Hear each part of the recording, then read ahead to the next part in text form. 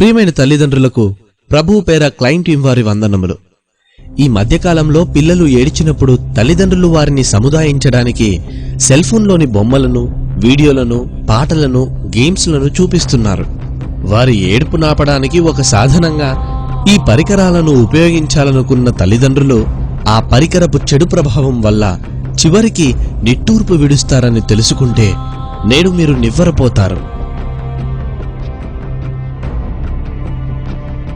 వారి 11వ ఏటనే ఒక సొంత సెల్ ఫోన్ కలదని ఒక సర్వే చెబుతుంది. మెదడు, వెన్నెముక, నాడీ వ్యవస్థ మొదలైనవి పిల్లల్లో ఎదుగుతున్న దశలో ఉంటాయి. సెల్ ఫోన్ నుండి విడుదలయ్యే రేడియో తరంగాలు దేహంలోని కణాలపై ఖచ్చితంగా ప్రభావం చూపుతాయి. ఈ తరంగాలు పిల్లల నాడీ వ్యవస్థ, మెదడు మొదలైన అవయవాలపై విపరీతమైన ప్రభావం చూపుతుంది. చాలాసేపు ఫోన్లో మాట్లాడితే మెదడులో చెవి ప్రక్కన ఉండే 5వ కపాలనాడిపై ప్రభావం చూపుతుంది. ఇది బ్రెయిన్ ట్యూమర్కు దారితీస్తుంది. అంతేకాకుండా క్యాన్సర్ కూడా వచ్చే అవకాశాలు ఉన్నాయి. సెల్ ఫోన్ స్క్రీన్పై లక్షల క్రిములుంటాయి. అప్పుడప్పుడు మీ చిన్నారులు వాటిని నోట్లో పెట్టుకుంటారు. వారి ఆరోగ్య పరిస్థితి ఏమవుతుందో ఒక్కసారి మీరే ఆలోచించండి. కంటి సమస్యలు కూడా ఎన్నో వస్తున్నాయి. బాల్యంలోనే ఇన్ని రోగాల బారిన పడితే యవ్వనంలో దేవుని కాడి మోయగలరా? మధ్య వయస్సులో దేవుని కొరకు గొప్ప పనులు చేయగలరా? వృద్ధాప్యంలో వారి పిల్లలకు వాక్యాన్ని నేర్పగలరా? కొందరు పిల్లలు వారి చేతికి సెల్ ఫోన్ ఇవ్వకపోతే ఏడ్చి గొడవపడే స్థాయిలో ఉన్నారు.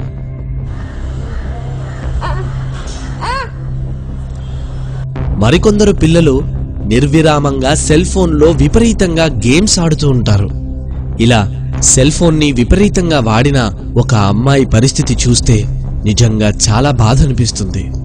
ఓసారి చూద్దాం.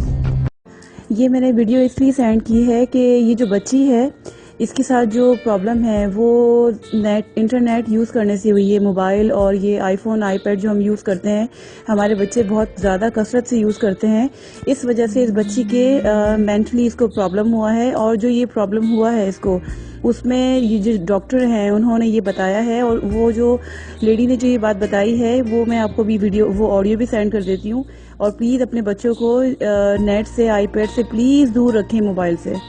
ये बहुत ही ख़तरनाक है और ये किस तरह से इस बच्ची के दिमाग को डैमेज कर दिया है और इसकी ऐसी हालत हो गई है।